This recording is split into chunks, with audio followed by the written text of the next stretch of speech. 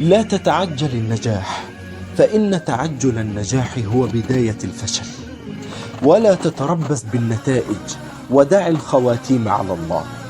لا تقل تقدم العمر بي ولم أفعل شيئا بعد، فإن رسول الله صلى الله عليه وسلم نزل عليه الوحي وهو في سن 40.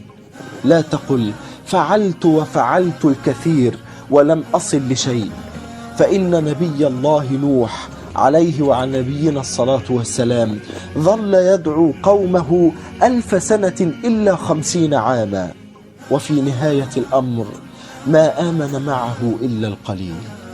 كن قويا، كن طموحا، ومهما كان الدرج عاليا فاصعده، ولا تنظر تحت قدميك فتتعثر، بل انظر إلى ما هو أمام عينيك حتى تصل إليه. اعلم أنه مهما اشتدت بك أمواج الفشل يوما سترسو على شط النجاح، ولكن لا تيأس عن التجديف في نهر الحياة. اعلم أن بعد الليل نهار، وأن مع العسر يسرا.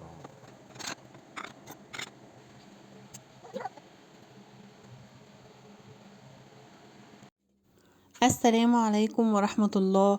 ازيكم عاملين ايه؟ يا رب دايما تكونوا بخير.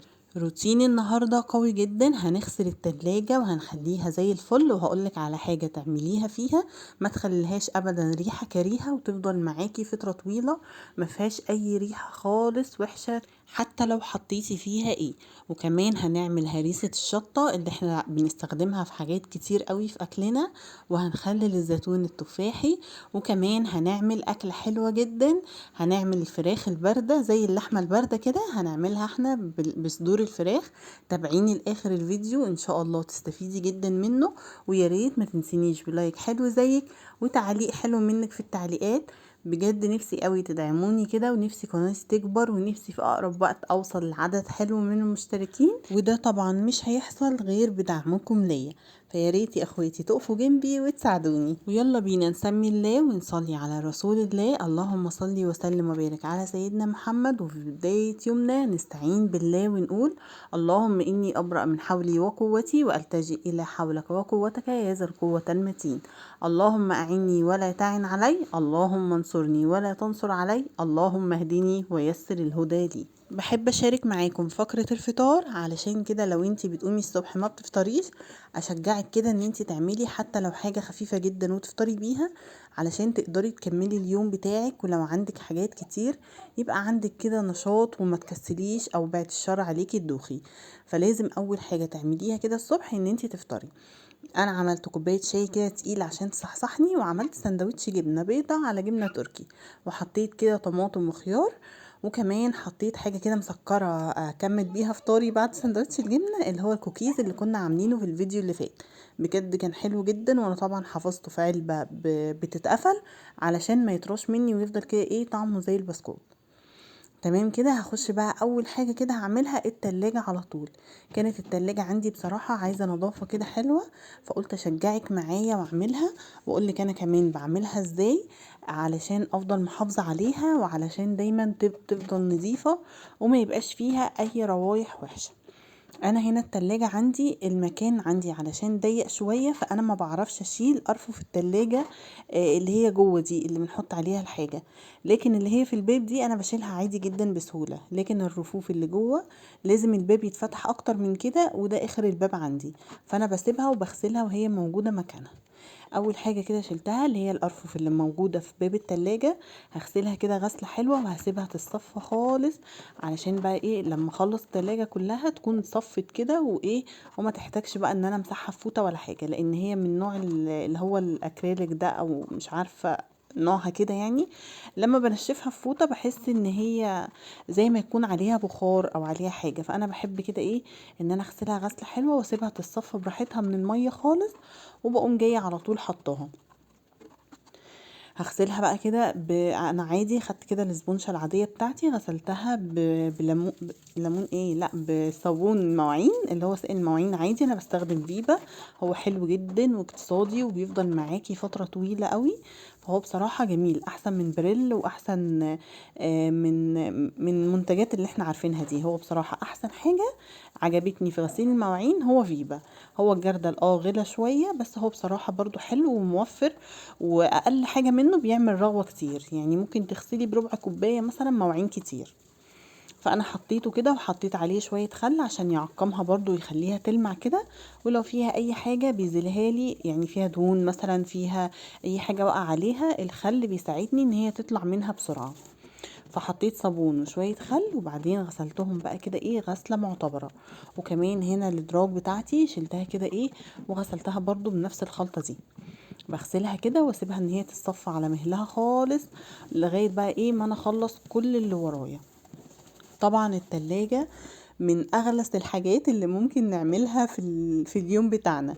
بتاخد كده وقت شوية، لكن بتفضل معاكي نظيفة شوية. يعني انا هقولك كده الحاجة اللي انا بعملها فيها علشان تفضل نظيفة معايا على طول. لكن هي بصراحة من اغلس الحاجة اللي ممكن نعملها في يومنا هو غسيل التلاجة. بقالها فترة عندي مش نظيفة، فقلت بقى لا خلاص كفاية عليها كده، اتشجع بقى كده واقوم واعملها. فانتي ما تغيبيش عليها كتير. يعني المفروض تتغسل كده غسلة عميقة على الاقل كل شهر، كل شهر مرة. تمام كده. خلصت بقى اللي هي الرفوف بتاعه الباب دي، سبتها تتصفى على مهلها، وجيت بقى على الغسالة ذات نفسها، على التلاجة. انا مش عارفة ليه مصرة ان هي غسالة. التلاجة جبت مية وحطيت فيها كلوروكس 5 في 1. انا عارفة ان كلوروكس ده المفروض يبقى فيه مقاطعة، بس هو كان عندي من زمان. يعني دول اصلا اخر حبة وانا خلاص مش هجيبه تاني، لان احنا المفروض نلتزم بالحاجات اللي المفروض نقاطعها. فهي دي من الحاجات المقاطعة، الكلوروكس ده. المهم 5 في 1 ده حلو جدا وريحته جميلة جدا، بس اكيد في بدايل ان شاء الله ندور عليها ونجيبها. حتى لو جبتي اللي هو كلوروكس السايب العادي برضو مش مشكلة، بتحطيه. وبتحطي بس يعني هقولك على حاجة تديله ريحة حلوة قوي.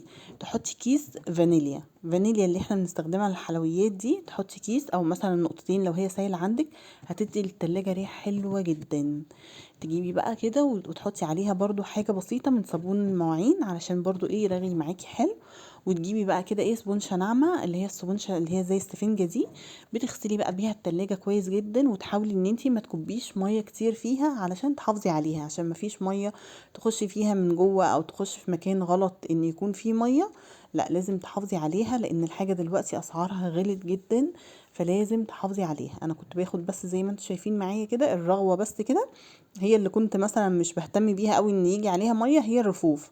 لان كده كده لو كانت الرفوف طلعت معايا انا كنت هغسلها تحت الحوض.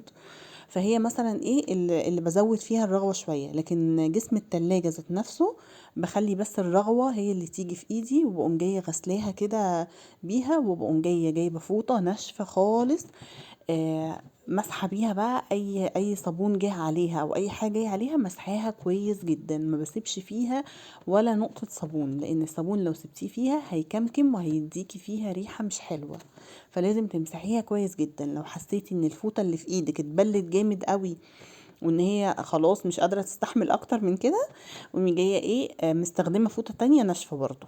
لكن بلاش تكون فوطه مبلوله، عشان الفوطه المبلوله برضو لو انتي بليتي التلاجة قوي هتحسي بريحه زفاره كده. الميه لما بتساب بتعمل ريحه زفاره مش حلوه. فخليها دايما فوطه ناشفه كده في ايديكي، ونشفي اي حاجه خالص عملتيها.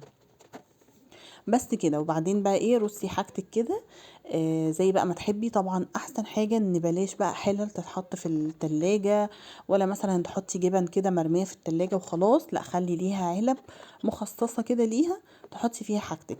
حتى الخضار انا ما بحبش احطه في الدرج بصراحة، لان انا عندي هنا درجين، فمهما كان هم صغيرين فانا بحب احطهم في علب. يعني مش علب مقفولة، اللي هي الحاجات منظمات الخضروات دي حلوة جدا وعملية جدا. بحب كده احط فيها، وانا اصلا بجيب على قد ما بجيبش كميات كبيرة عشان ما تفضلش عندي. والفلفل الحراق ده هو اللي هنعمل بيه هرسة الشطة دلوقتي. تمام كده. رصيت بقى الحاجة كده مكانها، وده ما كانش عاجبني طريقته عدلته، وحطيت كده كل حاجة مكانها وخلاص. وانا عارفة ان انا ناقص حاجات كتير في التلاجة المفروض تيجي، بس انا رصيت كده اللي عندي وبعدين لما اجيب حاجه بقى ابقى اكملها. ده كمان برطمان الصلصه انا بحب احطه في في بوله كده صغننه، واقلبه على ظهره على وشه يعني علشان ما يعفنش معايا جوه بسهوله. وبحطه في البوله دي لان ساعات لما بتقلبيه على وشه بينقط حاجات او كده، فما يجيش عند التلاجة. عشان تحافظي عليها دايما تكون حلوه معاكي، اي حاجه تقع منك في ساعتها قماشه مبلوله ميه سخنه عليها نقطه صابون، قومي جايه مسحه. اي حاجه وقعت منك، اي حاجه في ثانيه قومي جايه مسحيها كده، هتحافظي عليها، تخلي دايما ريحتها حلوه. وتعالي بقى نعمل الموضوع ده، هيزلك اي ريحه وحشه في التلاجة. دي بيكربونات الصودا، اللي هي بيكربونات الصوديوم اللي احنا بنعمل بيها الفلافل والحاجات دي، وبنستخدمها في الخلطات بتاعه الوصفات علشان تنظف لنا الحاجات. انا بجيب قماشه بيضه كده، وبقوم جايه حاطه فيها في كل قماشه معلقه صغيره من البيكربونات دي، وبقوم جايه عاملاها زي سره كده قافلاها عليها كويس جدا، وبقوم جايه حاطه في كل رف كوره منها. يعني رف حطيت يمين، الرف اللي تحته شمال، الرف اللي تحته يمين، اللي بعده شمال، وبسيبها كده على جنب. دي بجد حلوه جدا، بتشيلي اي ريحه مش لطيفه، وبتبقى حلوه جدا. ممكن كمان تحطي فحم على كل رف، فحمايه، الفحم برضو بيشيل اي ريحه كريهة ومش حلوة خالص. ممكن كمان تحطي مع البيكربونات صودا، ممكن تحطي شوية ملح ليمون برضو. انا ما جربتوش، بس انا سمعت برضو ان هي بتزيل اي ريحة فيها، بس بصراحة اللي انا جربته حلو جدا، يا اما الفحم يا اما بيكربونات الصوديوم. هتعمليها كده بالطريقة اللي انا عملتها بجد هتدعيلي، مش هتلاقي ان شاء الله اي ريحة كريهة في التلاجة تاني. وطبعا المحافظة بقى على التلاجة زي ما قلنا، اي حاجة تقع فيها تقومي جاية على طول، ما تسيبهاش لكمان شوية، لا على طول تجيبي اي قماشة اي منديل عندك تمسحيها كده في ساعتها بشوية صابون صغيرين عليهم نقطة خل، وتمسحيها كده وتقومي جايه منشفيها كويس، وخلاص كده. وبلاش برضو تحطي حاجات مثلا متدلق عليها من بره، يعني مثلا لو هتحطي طبق او حاجه ما يكونش عليها الاكل من بره وكده. تمام كده، هتبقى التلاجة معاكي زي الفل، هتبقى نظيفه دايما. يلا بقى نخش على هريسه الشطه بتاعتنا. انا بعملها بطريقه سهله جدا، ومش بحط فيها مكونات كتير. هو هنا الفلفل طبعا عشان بيبقى حراق، وبتضطري ان انت تلبسي جوانتي عشان الشطه ما تجيش في ايدك وتحطيها في وشك او تتعبك او كده. لا انت امسكيها، امسكي يعني امسكيه من قدام خالص، لو انت ما بتحبيش تلبسي جوانتي زيي. انا بمسكه من قدام خالص وبقصقصه بالمقص، بقدر اقص كده الكميه كلها عندي، ما بيجيش على ايدي شطه خالص، على قد ما بقدر بحاول ان ما بيجيش. تمام كده. وبعدين بجيب الكبه، وانا حطيت معاها فلفل اللي هو الحلو الاحمر الحلو ده، بيهدي شويه من الحموضه بتاعه، لكن لو انت بتحبيه حراق قوي كده ما تحطوش. تمام كده. وكمان بحط كده ايه معاه فصوص توم حلوة كده. هو هنا ده كان مثلا كيلو، انا بحط معاه يعني 5 روس توم كبار كده حلوين، علشان يبقى معاكي هريسة الشطة بالثوم. دي بقى بتستخدميها في حاجات كتيرة جدا، ممكن تحطي منها في المحشي، ممكن تحطي لو مثلا بتقلي بتنجان تاخدي منها الخلطة كده على طول. في اكلات كتير بتستخدم، في اكلات كتير انت هتعرفيها لوحدك كده لما تكوني ايه بتعملي اكل. بحفظها بقى ازاي؟ بجيب برطمانات كده حلوه، انا ما بحطش فيها ملح خالص، لان ماما معوداني ربنا يديها الصحه والعافيه يا رب، معوداني ان الملح لما بيتحط فيها بتسرط ميه كتير. فعلا انت لو حطيتي فيها ملح هتلاقيها سرطت ميه كتير قوي منك.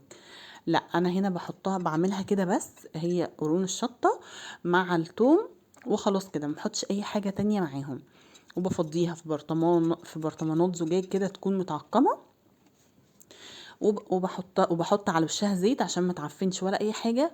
وبستخدم البرطمانات دي بحطها في الفريزر، وبجيب بس حبه صغيرين، بصوا يعني دول مثلا معلقتين 3 بحطهم كده في طبق صغير، هو ده اللي بحط عليه الملح علشان يبقى استخدامه بسرعه معايا. وبحط برضو عليها زيت. البرطمانات هحطهم في الفريزر، لكن الطبق الصغير ده فيه ملح وفيه زيت هحطه في التلاجة عشان استخدمه بقى ايه في الاستخدامات السريعه. يعني مثلا هعمل كبده، هعمل بتنجان، هعمل محشي، هعمل دلوقتي مخلل، يبقى جاهز معايا وسريع. فكل ما يخلص منك اللي فيه الملح ده بتجيبي البرطمان تاني وتفضي كده معلقتين 3 في الطبق الصغير ده، وتحطي عليه ملح وتسيبيه في التلاجة. تمام كده. انا بقى لا بحط عليه بهارات ولا سكر ولا الكلام ده خالص، انتي بتبهريها بعد ما بتطلعيها من التلاجة على الاكل على طول. انا من رأيي ان البهارات هتغير طعمها فيما بعد، لكن كده هتفضل معاكي من السنة للسنة، مش هيحصل لها حاجة، هتفضل في الفريزر، والزيت كمان محافظ عليها ومش هيخليها تتجمد، فهتبقى حلوة جدا معاكي. الملح هتحطيه بس على قد الاستخدام. تمام كده. تعالوا بقى نعمل ايه الزيتون المخلل. المقطع ده كان قبل بيوم، يعني قبل الموضوع ده كله بيوم، بس انا قلت اجيب الزيتون كله مرة واحدة. جبت كده الزيتون التفاحي، وقمت جايه يا اما تضغطي عليه بايدك ضغطه، يا اما بقى ايه تحطي كده شويه حلوين قدامك على الرخامه وتجيبي ايد الهون وتعمليه. ده كان اسرع يعني بالنسبه لي. تجيبي ايد الهون وتدقي عليه بس دقه واحده بس كده بيتفتح، بتقومي جايه نقعاه في ميه لغايه تاني يوم الصبح او تاني يوم يعني. تمام. تقومي جايه بقى شطفاه كويس جدا من الميه اللي كانت فيه، وبعدين بتجيبي بقى كده الطبق الكبير بتاعك، تحطي فيه الزيتون وتحطي عليه جزر مبشور وتحطي عليه حبة البركة. واللي هو الكتل ده كان ليمون عندي انا بفرزه في الفريزر، بحيث لما يكون وقت الليمون يبقى غالي فيه يبقى عندي ليمون في الفريزر. بس ده كان خلاص بقى، انا حبيت الليمون كده كده اليومين دول ما شاء الله رخيص، فانا بقى ايه قلت استخدمه كفايه كده، علشان حبه كده اجيب تاني واقوم جايه برضو حطاهم كده في مكعبات في الفريزر، بيفضلوا معاكي وقت طويل. لكن لو هتعصري ليمون، هو ده كيلو زيتون، عليهم مثلا هاتي مثلا 5 ليمونات كبار واعصريهم وحطيهم، بس شيلي البذر بتاع الليمون صفيه كويس منه، وبعدين حطي قشر الليمون فوقيه. تمام. انا عشان ما كانش بقى عندي الليمون ده، كان كده كده معصور، فما حطيتش قشر الليمون فوق ولا حاجه. وعلى الوش حطيت حبه زيت زيتون عشان متوافر عندي. لكن لو مش عندك حطي عادي زيت عادي، بس لازم تحطي زيت عشان يبقى ماده عازله كده ما بين الهواء وما بين الزيتون، ما يعفنش منك ولا حاجه. يلا بقى نعمل الاكله الحلوه دي. بصوا بقى، انا جبت صدر كده فرخه، ده صدر واحد بس فرخه كان متعين عندي في الفريزر. وقبل ما بعين اي طيور عندي في الفريزر بنضفها كويس جدا، وبكون نقعاها في دقيق وملح وليمون. يعني ده كان نضيف. انا بس لما طلعته من الفريزر شطفته كده بس بالميه شويه، وبعدين قمت جايه قسماه نصين وعامله له فتحات كده بسيطه جدا فيه عشان يخش فيه التتبيله ويتحدق من جوه. وجبت بقى البوله بتاعتي، حطيت فيها زيت وحطيت فيها كركم وحطيت فيها كزبره ناشفه وحطيت فيها كاري، واي بقى بهارات عندك، وحطيت فيها كمان بهارات فراخ. وقمت جايه بقى ايه وحطيت طبعا ملح، وقمت جايه بقى مقلبه الخلطه دي كده كلها مع بعض، وسبتها كده ايه حوالي ساعه ولا حاجه. لو انتي مش مستعجله ممكن تسيبيها تاني يوم، هتتشرب من التتبيله وهتبقى طعمها حلو قوي.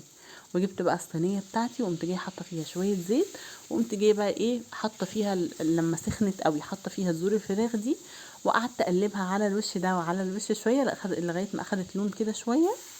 وبعدين بقى حطيت عليها ورق لوري وحبهان ومستكة، وهسيبها بقى ايه تتسلق شوية.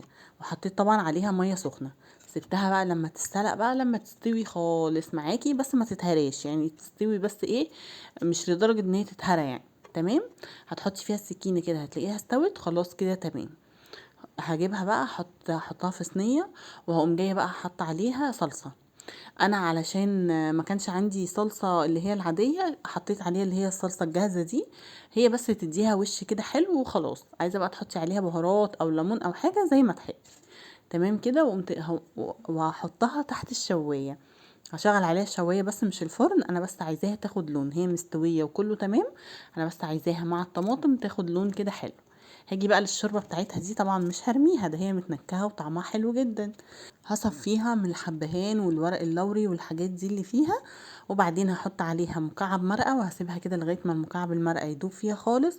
وهكون غاسلة كده الرز بتاعي وهحطاه فيها في الصينية. في الصينية هيستوي عادي جدا زيه زي الحلة، وهيطلع حلو جدا مفهوش اي حاجة.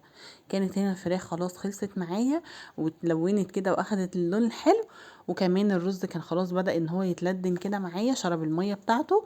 هوطي عليه بقى وايه، وهحط عليه كمان معلقة سمنة بقري كده تديله طعم حلو، وهقلبه كده وهسيبه بقى لغايه ما يستوي خالص. بس الفراخ هنا لازم تدخل التلاجة، انا ما دخلتهاش التلاجة، فهنا ايه اتهردت معايا شويه. لكن انتي لو خلصتيها ودخلتيها التلاجة لمدة ساعة كده هتطلع معاكي حلوة جدا. بس انا هنا كنت مستعجلة على الغدا وعايزين نتغدى، فقمت جايه مقطعاه. هي اتفرولت معايا كده شوية يعني حاجة بسيطة، بس بجد الاكلة دي حلوة قوي وبتطلع لونها جميل وبيطلع طعمها حلو وتغيير كمان. يعني لو انتي محتارة بقى تعملي اكل ايه، هتلاقي الاكلة دي بجد هتبقى حلوة معاكي قوي وسريعة، ما فيهاش اي حاجة، ما بتاخدش اي وقت، وكمان طعمها حلو جدا. هنا الرز بقى بصوا كان لونه ذهبي كده وكان لونه حلو قوي واتعمل في الصينيه. انا قلت بقى بدل ما هبهدل الدنيا واعمل حلل تاني، لا يعني نقتصد في المواعين ونعمل كله كده ايه مره واحده. قليت بس شيبسي كده جنبه وخلاص، وقدمت بقى الرز. وده كان الغدا بتاعي النهارده، وده كان الفيديو بتاعي النهارده. بتمنى يكون عجبك واستفدتي منه ولو بمعلومه بسيطه. متنسينيش بلايك وتعليق حلو زيك، وتقولي لي عايزه فيديوهات ايه تاني اعملها لك. اشوفكم في فيديوهات تانية كتير. اسيبكم في رعايه الرحمن. مع السلامه.